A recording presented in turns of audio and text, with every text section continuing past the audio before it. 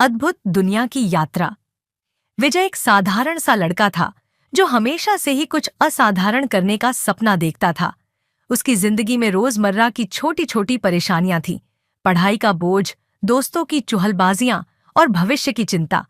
मगर उसकी सोच की उड़ान इतनी ऊंची थी कि वह हमेशा कुछ अलग और असामान्य की ओर खींचा चला जाता था। एक दिन जब वह अपनी किताबों के बीच बैठा था, उसे एक पुरानी धूल से ढकी किताब हाथ लगी। यह किताब उसकी दादी की अलमारी से निकली थी। दादी हमेशा इस किताब को छुपा कर रखती थीं और कहती थीं कि इसमें कुछ रहस्यमयी है। लेकिन विजय ने कभी इस पर ध्यान नहीं दिया था। उस दिन उसे लगा कि क्यों न इस किताब को खोला जाए, शायद कुछ रोचक मिलेगा। जैसे ही विजय ने किताब खोली, उसकी आंखें चमक उठीं। किताब के पहले पन्ने पर एक अजीब सा चित्र बना था। यह एक द्वार का चित्र था जिसके आसपास सुनहरे अक्षरों में कुछ लिखा था। यदि तुम्हारे भीतर साहस है तो इस द्वार को पार करो। पर याद रहे, यह यात्रा तुम्हें वैसी दुनिया दिखाएगी जिसके बारे में तुमने कभी सोचा भी नहीं होगा। विजय ने अपनी आंखें मलीं। यह सब उसे किसी परिकथा जैसा लग रहा था, लेकिन उसे लगा कि यह एक खेल है जिसे समझने के लिए उसे किताब पढ़नी पड़ेगी। उसने किताब को और पलटा। अगले पृष्ठ पर एक मंत्र लिखा हुआ था, ओम वासुदेवाय नमः।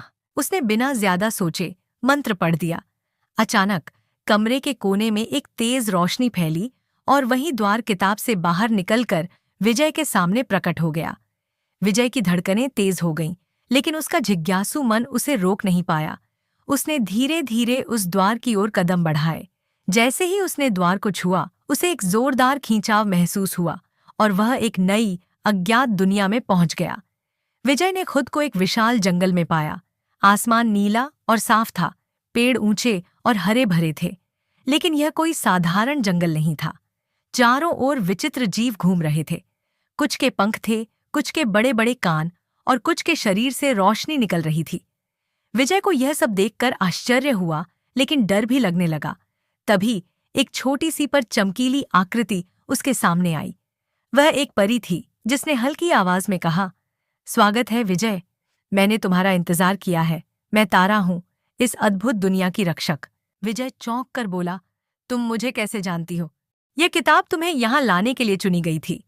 इस दुनिया में केवल वही प्रवेश कर सकता है जिसके दिल में सच्चा साहस और ज्ञान की प्यास हो। तारा ने मुस्कुराते हुए कहा। विजय को अभी भी यकीन नहीं हो रहा था कि वह कहाँ है, लेकिन वह जानना चाहता था कि आगे क्या होने वाला है। तारा ने उसे बताया कि यह दुनिया अमरलोक कहलाती है और यहाँ अनगिनत रहस्य छिपे हुए हैं। मगर एक समस्या थी, अमरलोक को एक शैतानी शक्ति ने जकड़ लिया था और इस दुनिया की शांति अब खतरे में थी। तुम्हें इस शैतानी शक्ति को हराना होगा, तारा ने कहा। लेकिन यह काम आसान नहीं होगा। इसके लिए तुम्हें 3 रहस्यमय शक्तियों को इकट्ठा करना होगा जो इस दुनिया के 3 कोनों में छिपी हैं। विजय ने बिना किसी संकोच के यह चुनौती स्वीकार कर ली। तारा ने उसे एक अदृश्य नक्शा दिया जो सिर्फ उसके दिल की सच्चाई पर निर्भर था।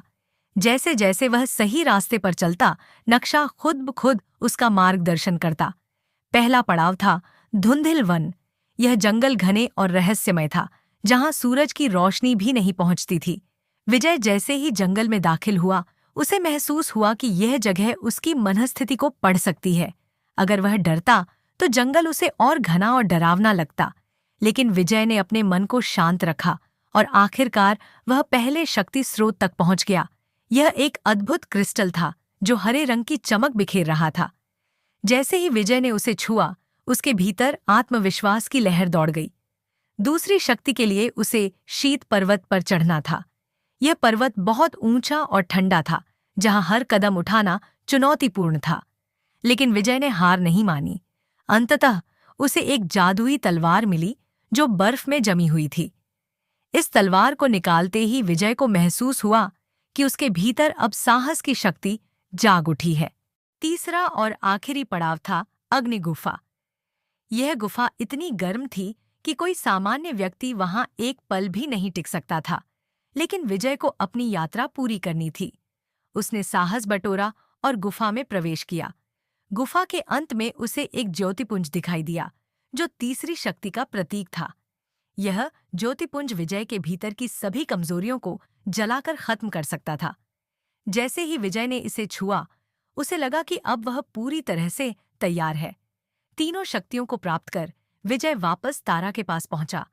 तारा ने उसे बधाई दी और कहा, अब तुम्हारे पास वह शक्ति है जो इस शैतानी ताकत को खत्म कर सकती है। विजय ने उन 3 शक्तियों का उपयोग कर शैतानी शक्ति का सामना किया। यह शक्ति कोई और नहीं बल्कि उसके अपने ही डर और संशय का प्रतिरूप थी। विजय ने अपनी आत्मविश्वास, साहस और संयम से उस शक्ति को परास्त कर दिया। जैसे ही विजय ने जीत हासिल की, अमरलोक में एक अद्भुत परिवर्तन आया। जंगल फिर से हरे भरे हो गए, जीव खुशहाल हो गए और चारों ओर शांति फैल गई। तारा ने विजय को धन्यवाद दिया और कहा, तुमने न केवल इस दुनिया को बचाया बल्कि खुद को भी पहचान लिया। विजय को अब एहसास हो गया था कि असली शक्ति उसके भीतर ही थी। वह वापस अपनी दुनिया में लौटा, लेकिन अब वह वही साधारण विजय नहीं था।